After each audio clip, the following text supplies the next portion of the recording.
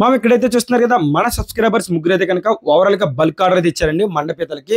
Present మండపేతలు మనకి కేజీకి 4 నుంచి 5 అయితే వస్తున్నాయి.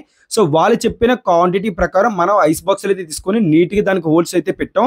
ఈ హోల్స్ అనేది ఎందుకు పెడుతున్నాం క్లియర్ గా మీ అందరికీ తెలిసిందే. వాళ్ళకి రీచ్ అయ్యేటప్పటికి క్రాబ్ అనేది లైవ్ తో ఉండాలి కాబట్టి మనం ప్రతి బాక్స్ కి హోల్స్ అయితే పెట్టి గ్రేడింగ్ ప్రకారం మంచిగా కేజీకి 4, 5 పీతలు వచ్చేలాగా మండపేతలు 3 బాక్సులు అయితే రెడీ చేసామండి.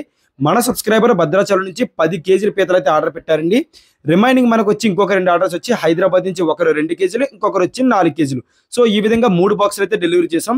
ఇక్కడ మన క్రాబ్స్ లో తెలుసుకోవాల్సింది ఏంటంటే కనుక ప్రతి క్రాబ్ ని మనం వెనక్కి తిప్పి గట్టిగా ఉందా లేదా మెత్తగా ఉందా అనేది చెక్ చేయాలి. మీకు నెక్స్ట్ వచ్చే క్లిప్ లో క్లియర్ గా చూపిస్తాను.